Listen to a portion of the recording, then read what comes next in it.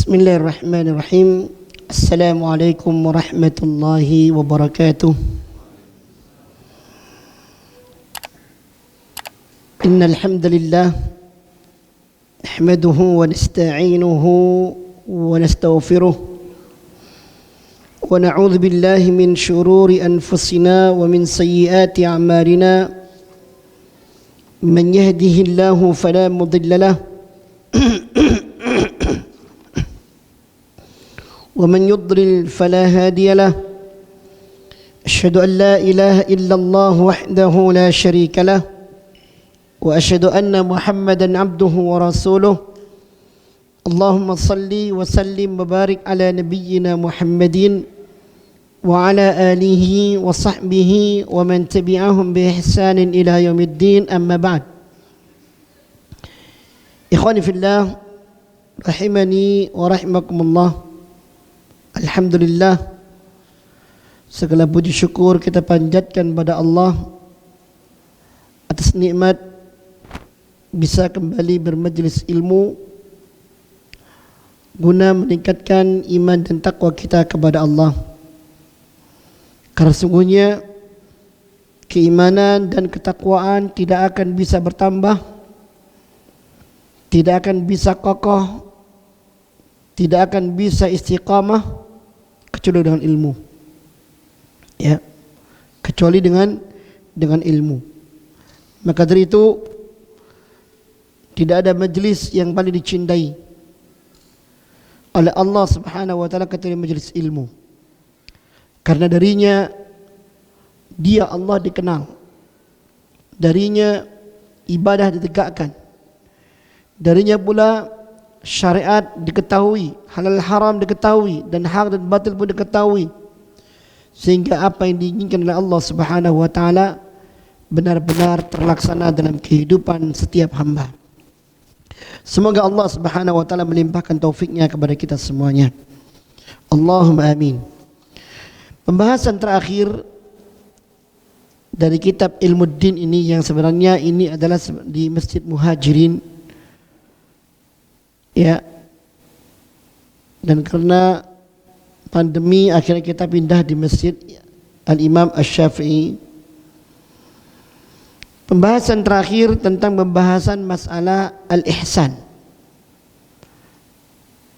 yaitu sebuah pertanyaan yang ditanyakan oleh malaikat Jibril kepada Rasulullah sallallahu alaihi wasallam, fa akhbirni anil ihsan. Beritahukan padaku ya Muhammad, apa itu ihsan? Dijawab oleh Rasulullah sallallahu alaihi wasallam, al-ihsanu an ta'budallaha ka'annaka tarahu fa in lam takun tarahu fa innahu yarak. Yang namanya ihsan itu adalah engkau beribadah kepada Allah seakan-akan engkau melihatnya. Dan bila engkau tidak bisa melihatnya, maka ketahuilah sesungguhnya Allah itu melihatmu. Apa maksud yang disebutkan oleh Rasulullah SAW ini? Maksud yang dimaksudkan oleh Rasulullah SAW adalah hendaknya seorang hamba benar-benar khusyuk di dalam beribadah kepada Allah Subhanahu wa taala. Beribadah seakan-akan dia berhadapan dengan Allah, seakan-akan dia melihatnya. Kalaupun itu tidak mampu dilakukannya, karena enggak mungkin manusia bisa langsung melihat Allah Subhanahu wa taala di dunia ini, maka Rasulullah sallallahu alaihi wasallam memberikan sebuah alternatif. Apa itu? Fa innahu yarak. Tanamkan pada dirimu keyakinan bahwasanya Allah melihatmu. Artinya tanamkan pada dirimu engkau selalu diawasi Allah. Maka seorang yang dia selalu menghadirkan dalam dirinya adanya muraqabatullah, perasaan selalu diawasi oleh Allah, itu tanda kebaikan Islamnya, tanda kebaikan imannya. Karena banyak orang mengaku berislam, beriman, tetapi kurang dalam hatinya penanaman sikap muraqabatullah, yaitu merasa selalu diawasi oleh Allah. Makanya kita lihat banyak orang sholat namun dia nggak paham apa yang dilakukannya dalam sholat. Entah jumlah rakaat berapa, entah bacanya apa, dalam sholat pikirannya kemana. Kenapa? Dia tidak menerapkan ihsan pada dirinya, dan ihsan ini derajat tertinggi di dalam seorang itu berislam. Maka derajat tertinggi dalam Islam ihsan. Tidak ada yang mengatakan, oh derajat tertinggi sudah ma'rifat, sudah hakikat. Tidak ada. Kalau mau dikatakan orang itu ma'rifat, kalau mau dikatakan orang itu hakikat, dia menjalankan sepenuhnya aturan syariat Islam dengan sepenuh keimanannya kepada Allah, dan dia di dalam melaksanakan iman dan Islamnya muncul perasaan dalam dirinya seakan-akan diawasi oleh Allah Ta'ala, bukan bebas dari syariat sebagaimana banyak yang disangka oleh sebagian orang awam. Oh sudah wali itu, ya sudah makrifat, syariat tidak terikat oleh dia. Ini batil, ini penyesatan, ya. Karena yang disebutkan oleh Rasulullah ketika malaikat Jibril tanya, Rasulullah mengatakan apa? An ta'budallaha ka'annaka tarahu fa in lam takun tarahu fa innahu yarak. Engkau beribadah kepada Allah seakan-akan kau melihatnya. Melihatnya bukan berarti gila, ya. Orang sekarang banyak, tidaklah dia melihat itu kecuali Allah, tidaklah dia melihat ini kecuali Allah. Enggak, bukan itu maksudnya. Kayak pemahaman wahdatul wujud atau menunggalin kaulah Gusti, sehingga mereka mengatakan tidaklah aku melihat anjing kecuali aku melihat Allah. Lalu kemudian mereka mengatakan anjing hu akbar. Naudzubillah. Ini sesat ini. Dan ini yang dikembangkan di dalam filsafat Islam yang beberapa waktu yang lalu dan bisa jadi sampai sekarang pun masih diajarkan. Di mana? Di beberapa perguruan tinggi Islam. Ada videonya. Mereka sudah nggak terikat dengan syariat. Modelnya naudzubillah min dzalik. Ya. Modelnya naudzubillah min dzalik, mukanya hitam. Tapi mereka mahasiswa. Ini sesat. Melihat Allah seakan-akan melihatnya, dia seakan-akan berhadapan dengan Allah. Sehingga muncul pengakuannya kepada Allah ketika dia mengatakan Allahu Akbar. Dia mengakui Allah itu maha besar sehingga dia betul-betul seakan-akan dia kecil di hadapan Allah. Andai kata ini sulit diwujudkan, kata Rasulullah, tanamkan pada dirimu, fa innahu yarak. Allah itu melihatmu. Maka posisi yang kedua ini, manusia yang mengaku beriman kepada Allah tidak kesusahan untuk menjalankannya. Setiap kita bisa menghadirkan adanya pengawasan Allah pada diri kita. Kita minta maaf aja. Ya, kalau berlalu lintas mendekati lampu merah, kita seakan-akan tertib bukan main. Ada tulisan area diawasi CCTV. Ya. Tidak berani macam-macam. Ngelewati garis tidak berani. Kenapa? Takut kena tilang. Ya. Ada lagi area diawasi CCTV. Kecepatan Anda terpantau. Wih, udah sampai ngelewati 100 meter 1 kilometer per jam. Lebih titik CCTV. Serit. Kenapa? Di ujung sana keluar tol banyak orang berseragam siap menyumprit. Karena nomor kita, kendaraan kita sudah kena screenshot. Minggir Pak. Ya. Anehnya kita merasakan muraqabah hanya pada sisi ini, tapi tidak pernah merasakan adanya muraqabatullah, pengawasan Allah, yang itu tidak hanya pada sisi fisik zahir saja, hati kita pun diawasi. Jangankan zahir kita, hati kita diawasi oleh Allah Subhanahu wa taala. Tidak bisa main-main. Kelihatannya Masya Allah solatnya kencang, kelihatannya Masya Allah pejuang, tetapi apa? Allah tahu apa yang ada dalam hati orang itu. Dalam sebuah hadis Rasulullah sallallahu alaihi wasallam, hadis riwayat Imam Muslim, "Thalathun awwalu man yuhasabu yaumil qiyamah." Ada 3 golongan yang Allah Subhanahu wa taala akan hitung pertama kali di hari kiamat nanti. Di padang mahsyar itu, orang yang akan dipanggil oleh Allah ada 3 kelompok. Orang pertama, rajulun ustushhida, orang yang mati syahid. Dalam pandangan manusia, orang ini mati syahid. Dia berjuang di jalan Allah sampai mati. Dia tinggalkan hartanya, keluarganya, anak istrinya, kemewahannya, dia tinggalkan. Dia relakan dirinya bersusah payah di medan juang, mati. Ini akan dipanggil pertama kali oleh Allah Ta'ala.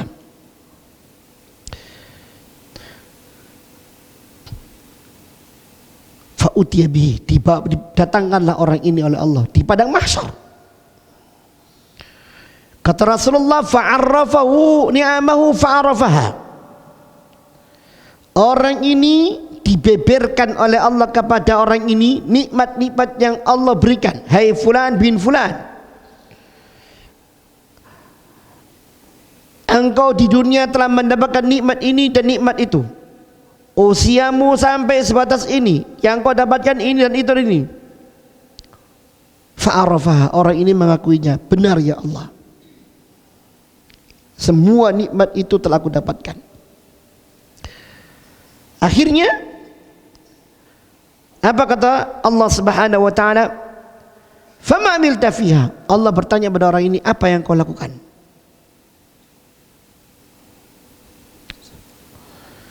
Orang ini menjawab, ya Allah, qataltu fika hatta ustushhidtu. Ya Allah, aku berperang di jalanmu sampai aku mati syahid. Coba bayangkan, aku berperang di jalanmu ya Allah sampai aku mati syahid. Apakah Allah akan langsung percaya seperti itu? Dan memang dia mati syahid dan Allah Maha tahu. Ya, tapi ingat, muraqabatullah, pengawasan Allah tidak hanya menyentuh sisi zahir, tetapi juga menyentuh sisi batin. Ketika orang yang mengatakan qataltu fika hatta ustushhidtu, ya Allah, aku berperang di jalanmu sampai aku mati syahid. Apa kata Allah? Kadzabta, bohong, dusta. Walakinnaka qatalta li an yuqal fulan jari. Kau berperang supaya dikatakan oleh manusia engkau seorang pemberani. Allah bongkar itu hatinya. Ya, Allah bongkar itu hatinya. Engkau berperang supaya engkau dikatakan sebagai seorang pemberani. Falaqad qil, dan itu telah dikatakan kepada dirimu oleh manusia semuanya. Pahlawan, pemberani, orang yang punya jasa banyak, dan semacamnya. Ini introspeksi buat kita semua, ikhwan. Ya. Akhirnya apa? tidak ada yang bisa membantah apa yang Allah Subhanahu wa taala katakan ini. Ketika Allah ngomong seperti itu, gak bisa dibantah dia. Mau ngomong apapun dia gak bisa membantah. Dan ini sebagaimana Allah Subhanahu wa taala firmankan dalam surat Yasin 65. Surat Yasin ayat 65, Allah mengatakan, "Al-yawma nakhtimu ala afwahihim wa tukallimuna aydihim wa tashhadu arjuluhum bima kanu yaksibun." Hari ini kami akan bungkam mulut-mulut mereka. Kami jadikan tangan dan tangan-tangan mereka berbicara, dan kami jadikan pula kaki-kaki mereka bersaksi. Ini satu ayat yang ini. Banyak ayat yang lain yang kita hafal, salah satunya. Apa ayatnya? Afala ya'lamu idza bu'thira ma fil qubur wa hussila ma fis sudur. Apakah manusia tidak menyadari kalau nanti dia dibangkitkan oleh Allah dari kuburnya, lalu dibongkar apa yang disembunyikan dalam hatinya? Orang enggak paham, Allah tahu.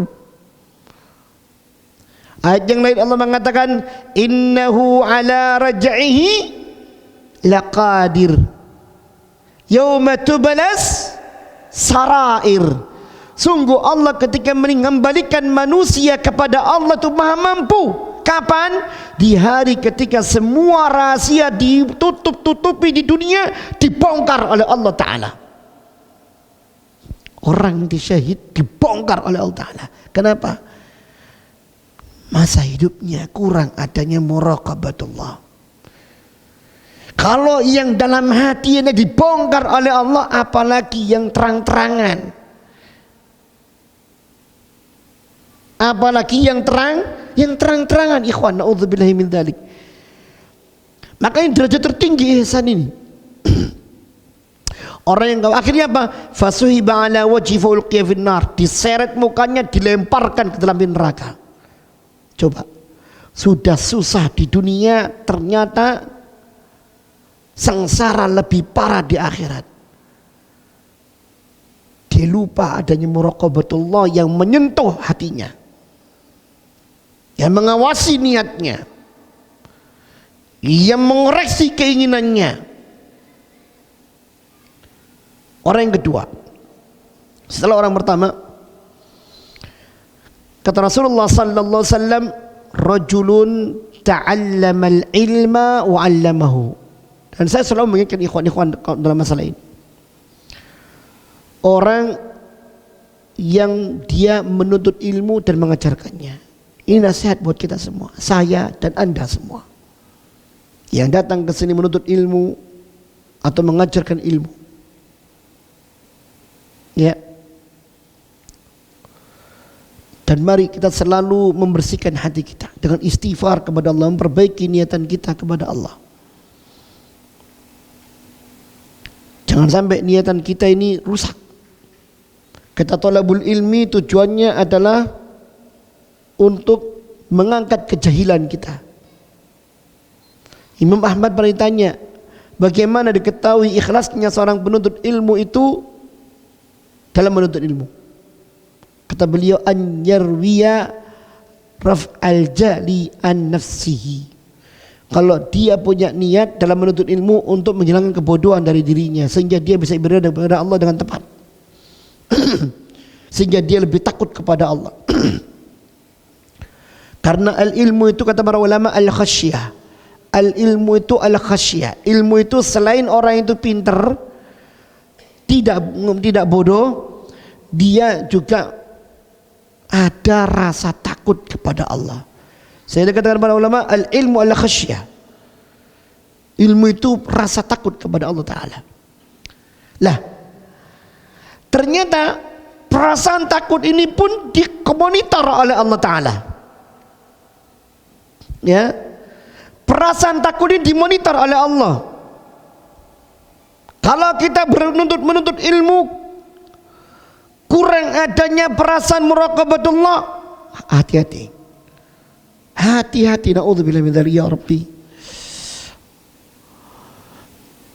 Hati-hati.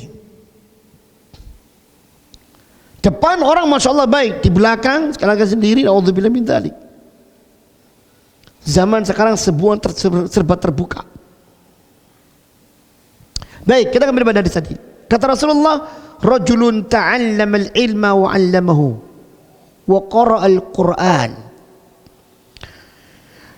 Orang yang kedua adalah orang yang belajar agama dan mengajarkannya.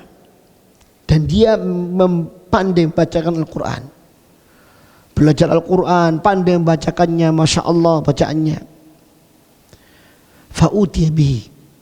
Didatangkanlah orang ini di hadapan Allah. Dimulai dari persidangan. Dan kata Rasulullah, fa'arrafa ni'amahu fa'arrafaha. Allah pun membeberkan nikmatnya kepada orang ini pun mengakuinya. Persis seperti orang pertama. Pertama dibeberkan nikmatnya Allah. Ditanya, benar apa engkau mengakuinya? Orang yang mengatakan, iya ya Allah. Itu semua nikmat yang telah engkau berikan pada diriku. Pertanyaan Allah, fama amilta fiha. Persis pertanyaan pertama. Apa yang kau lakukan dengan nikmat itu? Orang yang menjawab, ya Allah, ta'allamtul ilma wa 'allamtuhu wa qara'tu fika al-Qur'an. Ya Allah, aku menuntut ilmu dan aku pun mengajarkannya.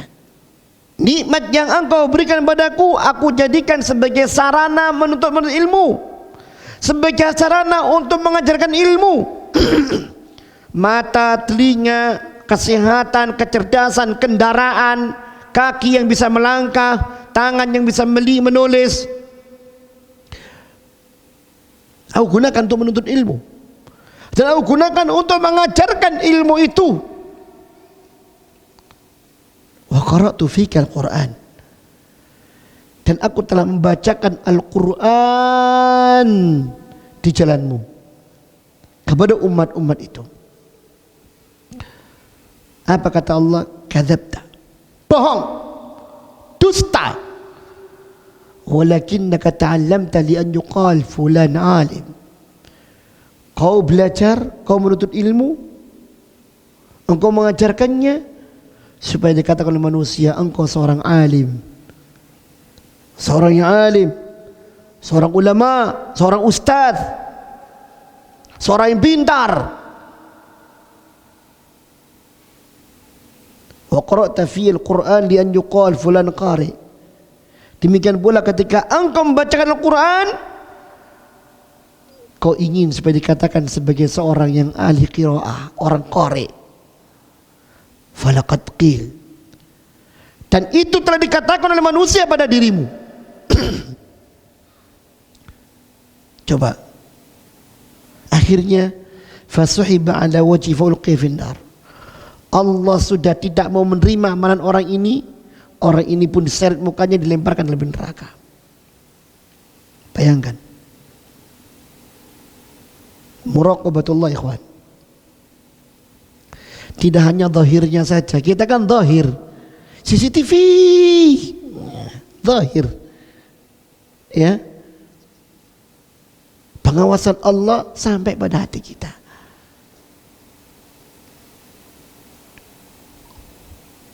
Penting ini. Orang yang ketiga kata Rasulullah sallallahu alaihi wasallam,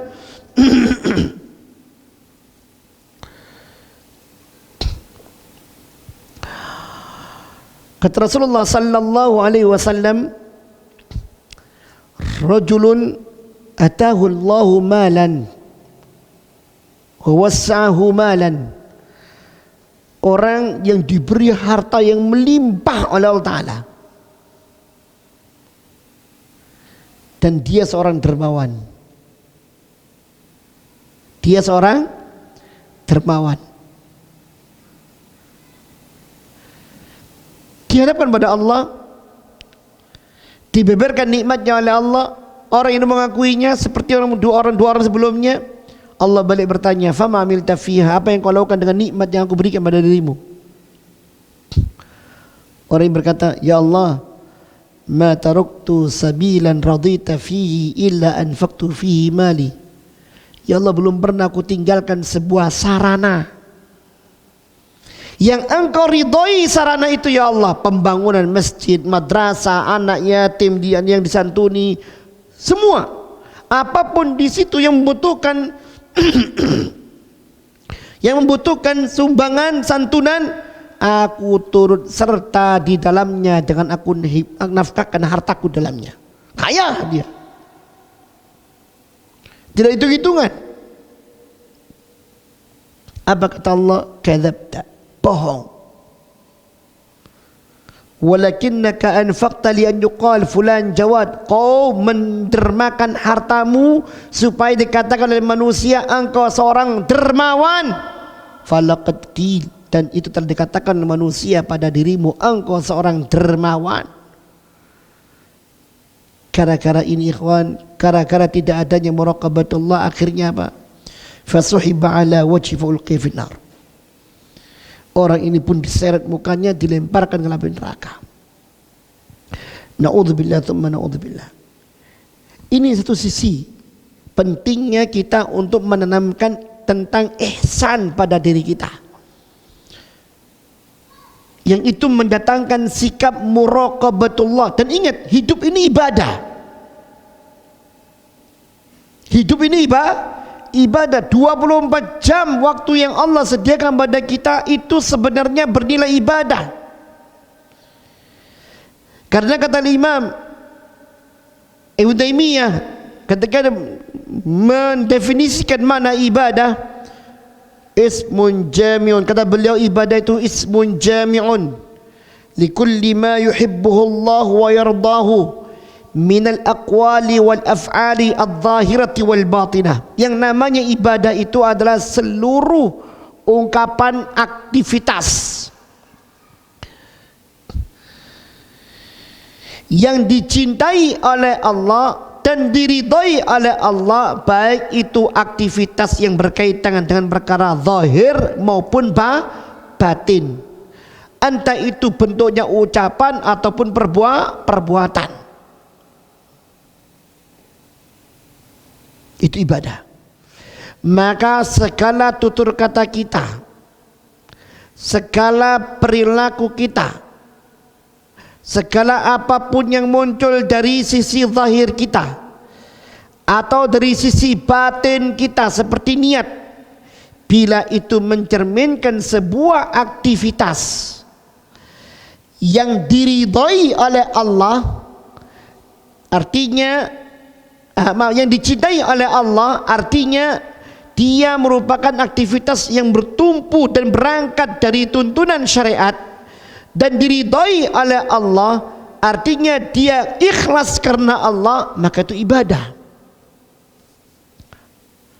Syaratnya dua, dicintai, diridhai. Dicintai harus sesuai dengan tuntunan syariat atau sesuai dengan sunnah. Diridhai harus benar-benar tulus, baru diterima sebagai ibadah. Kalau tidak, ingat, pengawasan Allah itu nampak, maka ini akan terkoreksi. Maka itu bukti tidak adanya ihsan pada diri kita, karena tidak adanya muraqabatullah pada diri kita atau muraqabatullah terhadap diri kita. Ini penting, ikhwan.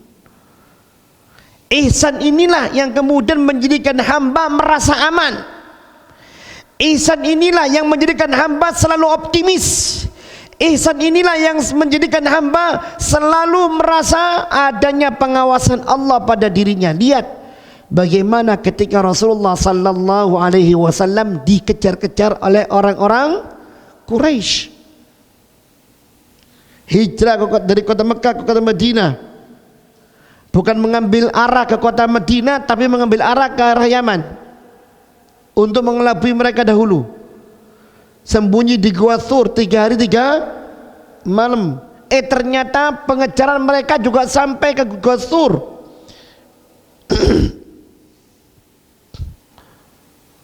Sampai-sampai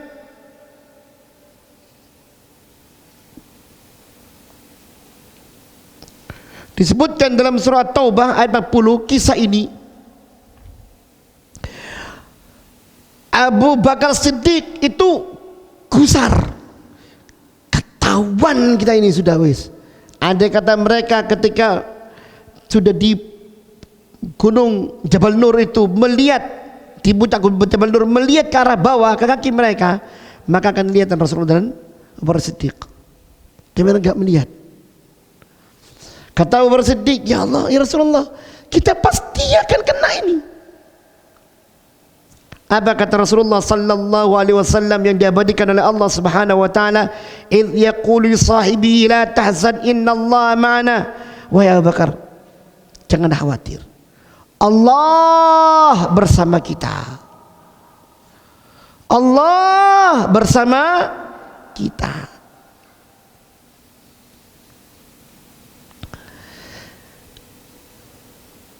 Salah satu contoh kita kurang adanya sisi ihsan ini. Ketika ada ancaman, bingung. Cak, yo apa cak? Piye cak? Lumrah itu. Cuma kalau terlalu kemudian dibesar-besarkan, ini yang bermasalah. Ya. Lumrah, lalu alamiah. Tapi harus kita kembali kepada Allah. Innallaha ma'ana. Ya. Innallaha ma'ana. Rasulullah dengan sarang sahabatnya sembunyi, kekuatan musuh datang, mereka nggak bisa apa-apa. Innallaha ma'ana. Jangan khawatir, Allah bersama kita. Kita baca ayat Inna ma'al usri fa inna ma'al usri yusra. Inna ma'al usri yusra. Sungguh dalam kesulitan itu pasti ada kemudahan. Dan sungguh dalam kesulitan itu pasti ada kemudahan. Ya. Kata para ulama, dalam ayat ini kata-kata yusra disebutkan 2 kali dalam bentuk yang menunjukkan 2 makna. Sedangkan kata-kata usra disebutkan 2 kali dalam bentuk 1 makna. Artinya dalam setiap kesulitan yang menyertai seorang, Allah sediakan 2 kemudahan sebenarnya. Untung apa rugi kita ini? Hah? Untung atau rugi? Cek sorone. Sampean iki ngaji. Untung tak rugi? Untung. Tapi kita terlalu membesarkan usri di kesulitan ini. Piye ya. Kesulitan yang dialami oleh seorang muslim itu, di antara bentuk kemudahannya adalah kemudahan meraih pahala. Karena tidaklah seorang muslim mendapatkan kesulitan melainkan ada pahala di sisi Allah Ta'ala untuk dia. Sampai ada hadis yang diriwayatkan Imam Bukhari, Innallaha idza habba qauman ibtalahum. Allah kalau seandainya Allah itu cinta pada seorang, Allah akan uji mereka. Bayangkan, kemudahan tak ini untuk mendapat cinta Allah? Kemudahan. Kemudahan. Wallah kemudahan. Belum lagi kemudahan yang kedua. Kemudahan pertama banyak, pahala dan semacamnya. Kemudahan yang kedua, yang namanya kesulitan itu tidak akan mungkin abadi. Berapa kali kita terjatuh dalam kesulitan, setelah itu ada kemudahan. Dan tidaklah kemudahan itu muncul kecuali kesulitan itu setelah memuncak. Di puncak-puncaknya dapat kemudahan. Di puncak-puncak Rasulullah terjepit sama Abu Bakar Siddiq, muncul kemudahan. Allah jadikan mereka enggak tahu, kemudian mereka pergi selamat Rasulullah. Ya. Ini sama dengan kisah Nabi Musa dalam surah Asy-Syu'ara ayat 61 sampai 62. Ketika Nabi Musa pergi membawa Bani Israel yang beriman kepadanya untuk selamat dari kejaran Firaun. Ternyata sampai di Laut Merah, di depannya terbentang Laut Merah, laut loh ini. Kanan kiri bukan jalan keluar, pasti kena.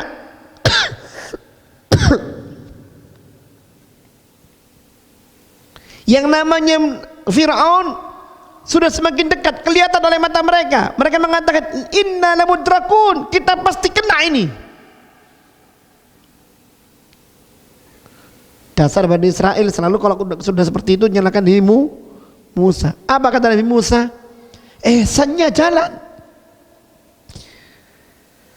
Kalla, tidak. Inna Rabbi sayahdin. Tidak bakal. Sungguh Allah Tuhanku pasti akan memberikan petunjuk kepadaku. Yakin ini. Akhirnya apa? Muncullah peristiwa pembelahan Laut Merah. Dipukul dengan tongkatnya Nabi Musa. Setelah dia berdoa kepada Allah, terbelah itu Laut Merah menjadi dua belah bukit yang bersanding. Di tengahnya membentangkan jalan sehingga bisa dilalui untuk menyeberang sampai ke daratan seberang. Fir'aun ngikuti, ternyata di bukit itu kemudian menyatu jadi air lagi, tenggelam Fir'aun. Sangat mudah bagi Allah untuk menolong hambanya. Ini ikhwan, ihsan itu ini. Ya. Selalu merasakan kehadiran Allah dalam diri kita. Orang kalau dalam dirinya selalu merasakan muraqabatullah, indah, wallah indah. Dia akan terjaga dari maksiat. Dia akan terjaga dari petaka. Dia merasa adanya perlindungan Allah kepadanya. Akan selalu merasakan pertolongan Allah kepadanya. Wah, enak. Dia akan selalu merasa dekat dengan Allah. Enak. Dia akan tulus memberikan bentuk penghambaannya kepada Allah. Karena apa? Dia tahu Allah melihatnya. Dia tidak akan pesimis dalam hidupnya. Dia tidak akan takut kecuali hanya kepada Allah. Karena semua baginya kecil. Nabi Musa ketika disuruh oleh Allah pergi pada Fir'aun, sempat derdek.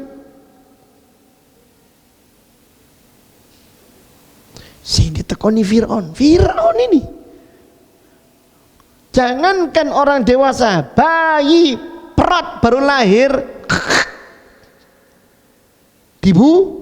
dibunuh. Orang nggak punya perasaan, menganggap dirinya Tuhan. Dia bisa membunuh, dia bisa mencincang dan semacamnya. Ketika Allah memerintahkannya pergi ke Musa, kepada Fir'aun untuk berdakwah dengan kalimat yang santun. Apa kata Allah? Innani ma'akuma asma'u wa ara. Pergilah kalian, aku akan selalu bersama kalian. Aku melihat kalian dan aku mendengar kalian. Masya Allah. Sama dengan kita. Dimanapun kita berada, ihsan ini harus selalu ada. Allah melihat kita, Allah mendengar kita. Sehingga tatkala kita pun ada apa-apa, kita pasti kembali kepada Allah. Doa pun kita yakin dikabulkan oleh Allah. Jadi nggak bingung. Ya. Orang maaf aja, terlepas di sana ada tawassul syar'i, tapi kebanyakan orang-orang terjerumus ke tawassul bid'i, bahkan syirik, gara-gara nggak paham apa itu ihsan. Ya, yakin kepada Allah dia, tapi nggak yakin Allah peduli kepadanya. Ini masalah pula. Sehingga apa? Jadi objek empuk oleh orang-orang yang menjalankan praktek pengkultusan. Ya, akhirnya apa? Cari cari barokah. Yang dikultuskan melihat ini jual barokah. Sampai banyu pun banyu barokah ngombe sik. Bismillah. Bismillah. Azan dulu. Iya, azan dulu. Baik. Maka itu yang terjadi. Banyak orang-orang yang enggak paham tentang masalah ihsan ini, dan ini derajat tertinggi seorang di sisi Allah Subhanahu wa taala dalam iman dan Islamnya, dimanfaatkan oleh orang-orang yang ingin mengambil keuntungan dalam masalah tersebut. Karena apa? Dia dianggap orang suci. Dia dianggap orang yang paling tinggi derajatnya oleh Allah Subhanahu wa taala, oleh manusia di sisi Allah taala. Ya. Sehingga banyak orang-orang yang tatkala ingin mencari keselamatan datang kepada mereka. Wah, musibah ini, musibah. Wallahi musibah, ya kawan. Bukan malah keselamatan yang dia dapatkan, justru keterpurukan karena masuk dalam jurang kesyirikan.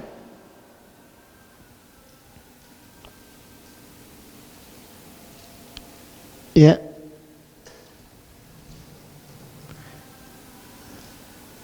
Dan ditanamkan bahwasanya kebersamaan seorang bersama Allah itu harus pakai tawasul. Nah, ini.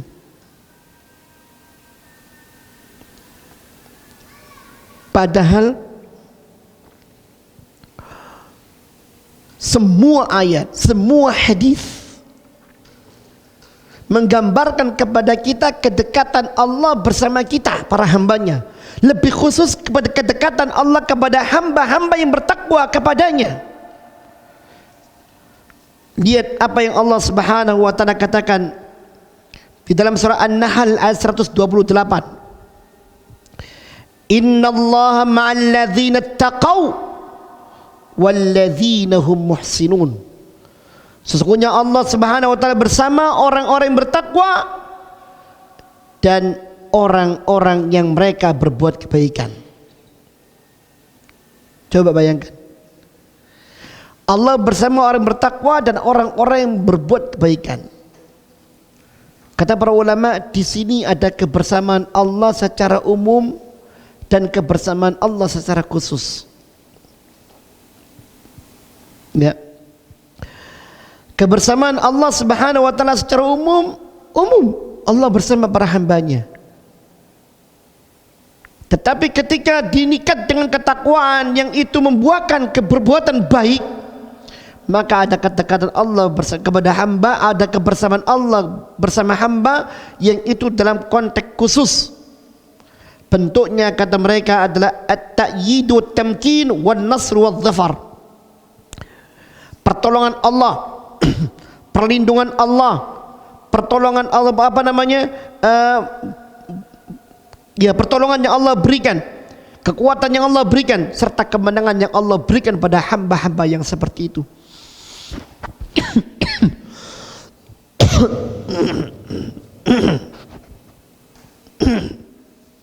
Makanya di dalam surah Ar-Rahman ayat yang ke-60 Allah mengatakan, hal jazaa'ul ihsani illa al-ihsan. Apakah ada balasan dari perbuatan baik kalau bukan kebaikan pula? Hamba yang berbuat baik, yaitu hamba yang berbuat ihsan, yaitu mereka beribadah kepada Allah seakan-akan melihat Allah. Kalau tidak mampu, mereka meyakini Allah melihat mereka sehingga mendatangkan muraqabatullah, sehingga mendatangkan rasa takut mereka kepada Allah. Maka tidak ada kebaikan seperti itu kecuali kebaikan yang besar yang datangnya dari Allah. Ya, apa kebaikannya?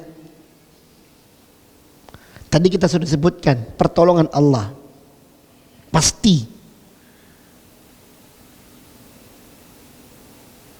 Yang kedua, di akhirat mereka akan mendapatkan surganya Allah. Loh, kenapa? Loh, karena mereka sudah nggak punya kesalahan, nggak ada syirik, nggak ada riya, sebagaimana kisah 3 orang tadi. Riyaknya mereka terbongkar. Akhirnya apa? Tempat mereka adalah di surga.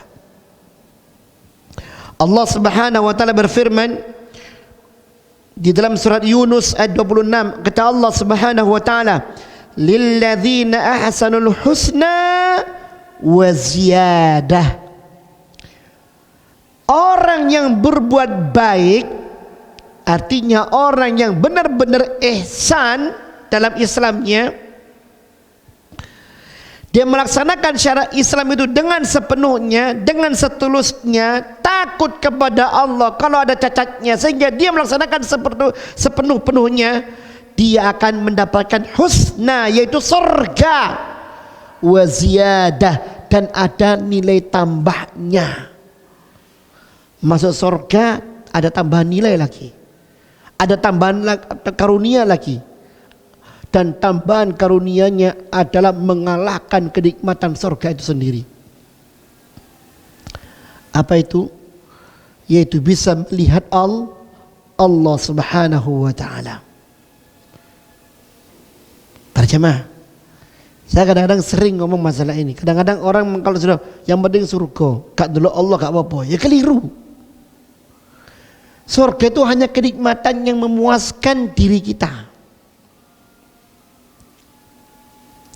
Makan enak, tidur enak, apalagi dapat pasangan bidadari, wah, gak tahu susah. Ya, katanya Rasulullah, Allah mengatakan ketika penduduk surga semua sudah masuk surga, semua sudah masuk surga, jadi nggak ada yang kancerit sudah, yang kancerit sudah masuk sudah. Allah mengatakan pada surga,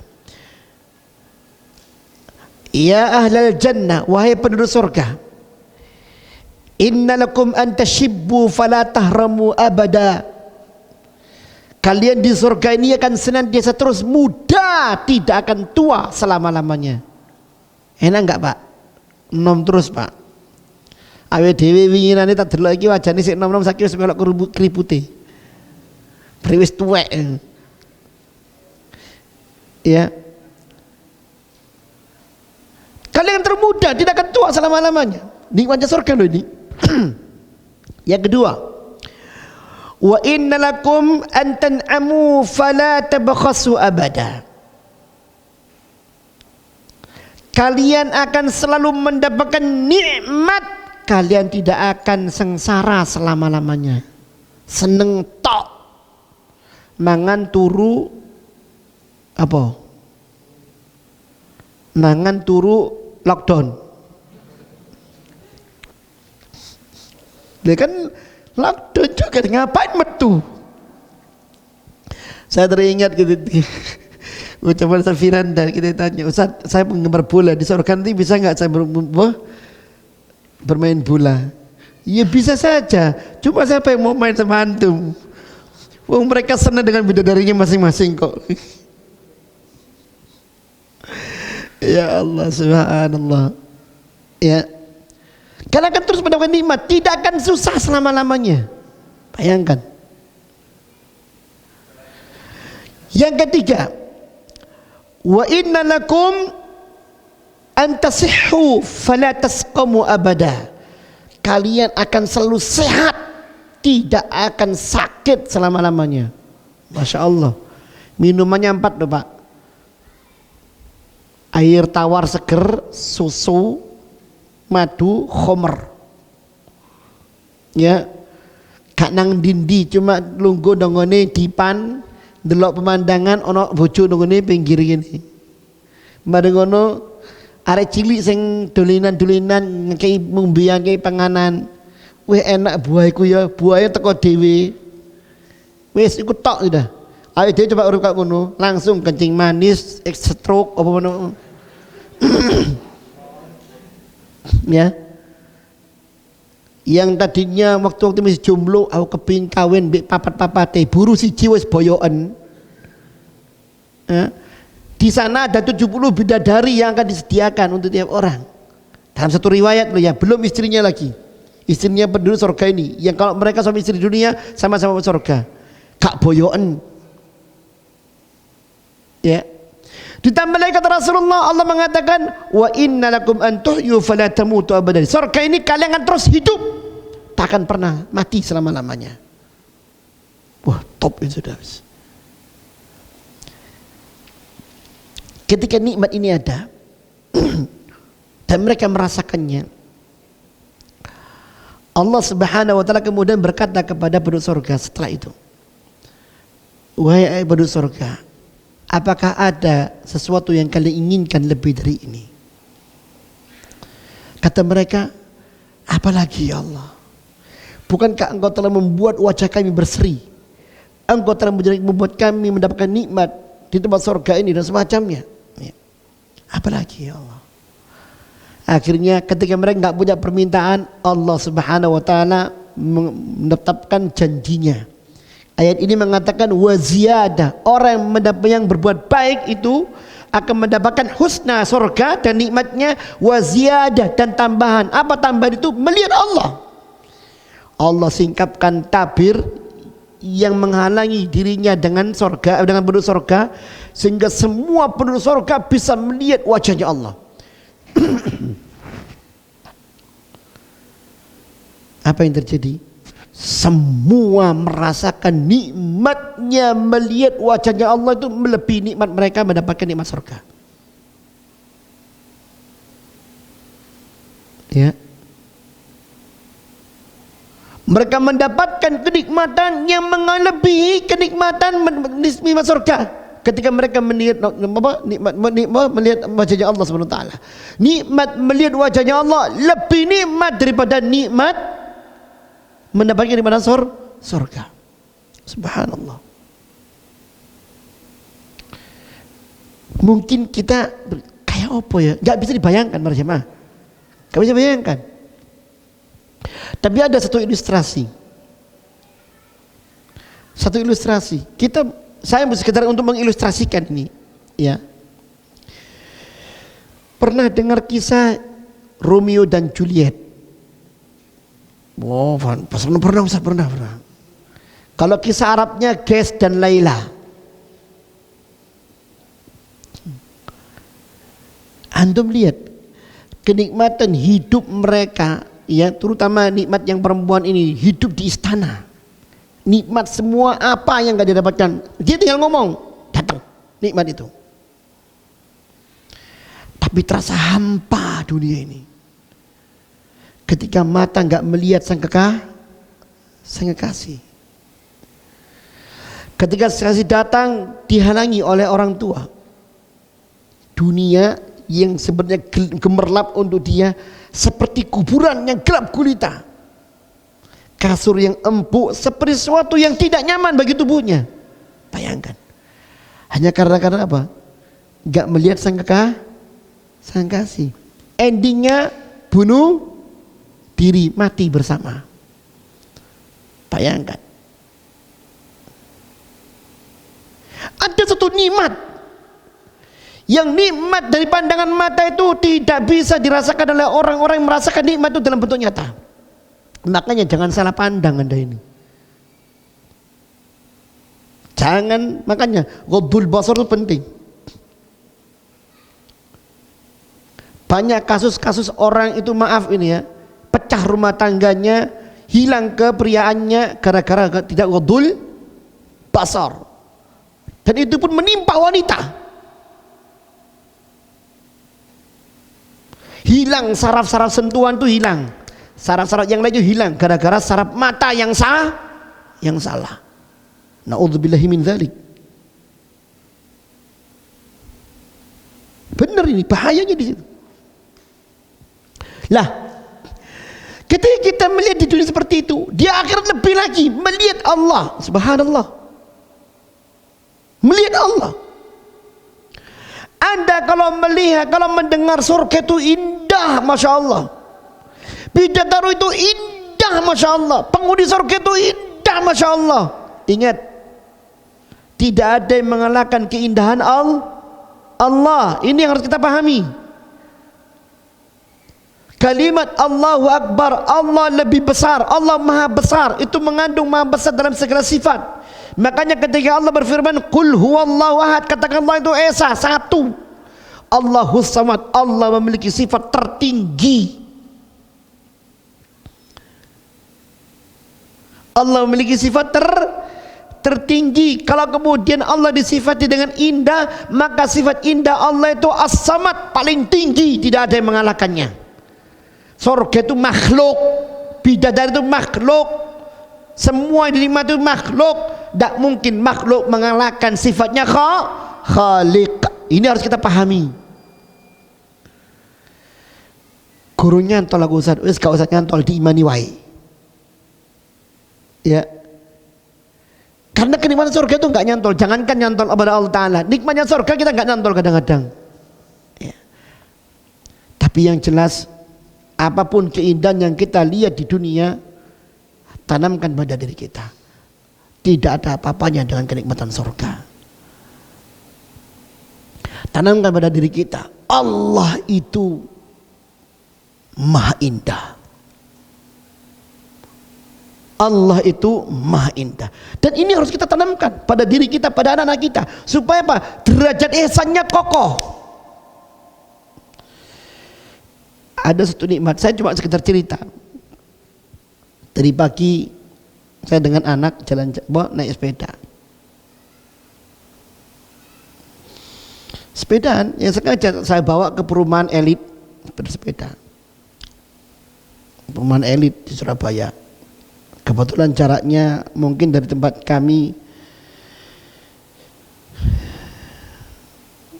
masuk itu 10, antara 5 ya 10 kilo masuk 10 kilo. Dah tak tunjukkan, Masya Allah rumah ini ya kayak istana, ada ini. Kalimat yang menggugah kita ini, apa itu Pak? Jangan melihat seperti itu. Dunia nggak ada apa-apanya dengan surga.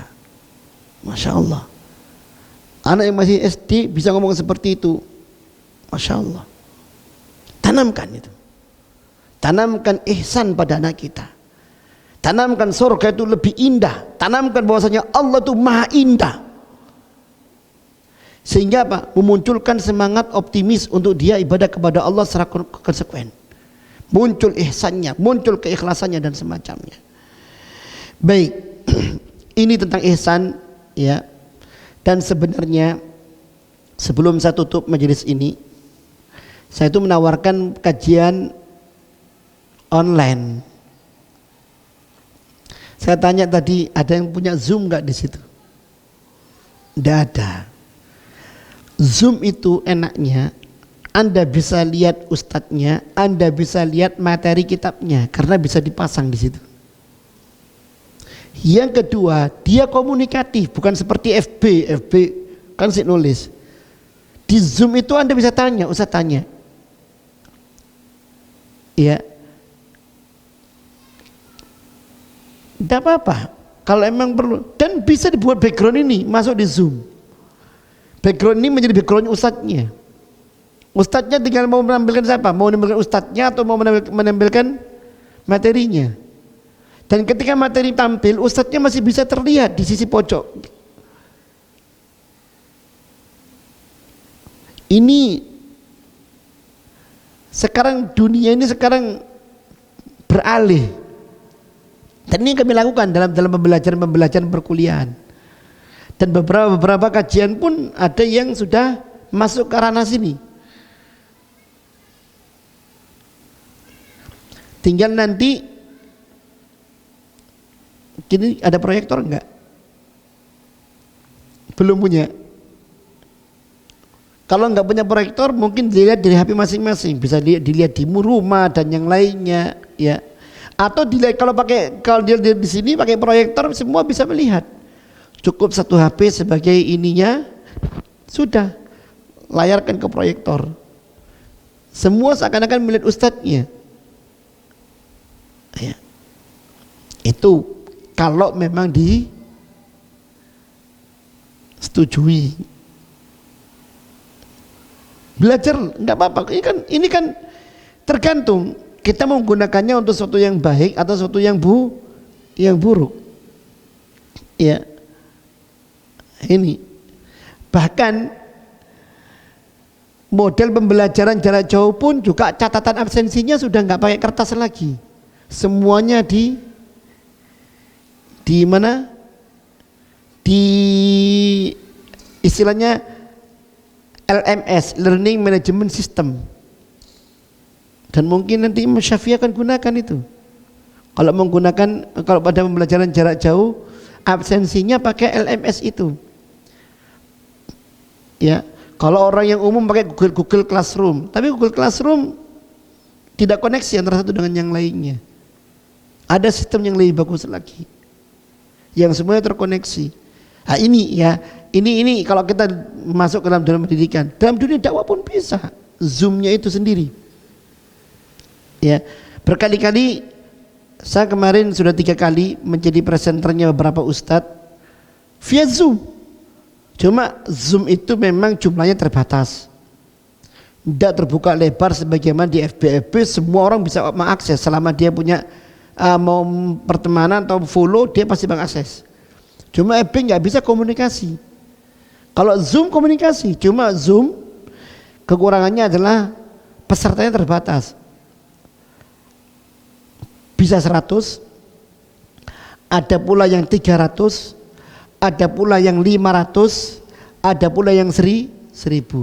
Tapi saya nggak yakin deh kalau Mojokerto sampai 100. 100 cukup sudah. Dan saya punya Zoom untuk 100 orang. Maka siapa yang punya Zoom, coba nanti habis sholat kita coba-coba untuk praktik kecil-kecilan tentang Zoom. Habis sholat nanti insya Allah, ya, yang punya HP coba. Tadi saya coba dengan beliau nggak bisa Ustaz, coba yang lainnya. Nikmat itu insya Allah, ya. Bahkan ustadz yang lainnya, Ustaz dari rumah antum aja Ustaz, ya. Aduh akhi nggak bisa akhi, kenapa? Ada ini, tetap pengajian saya tunggu Zoom sudah. Jadi pengajian tidak pernah berhenti, ya. Betul, kadang-kadang terlambat karena macet, karena kesibukan yang akhirnya perjalanan punya waktu nggak cukup waktunya, karena macam-macam, ya. Tapi kalau Zoom tidak ada insya Allah, ya. Insya Allah tepat waktunya pengajian bisa dimulai, bahkan bisa di akhir tepat waktunya pula. Ini perkenalan saja, nanti bisa kita praktekkan setelah sholat ini, ya. Barakallahu fikum. Ada pertanyaan? Cukup? Baik, subhanakallahumma wa bihamdika asyhadu an la ilaha illa anta astaghfiruka wa atubu ilaik. Wassalamualaikum warahmatullahi wabarakatuh.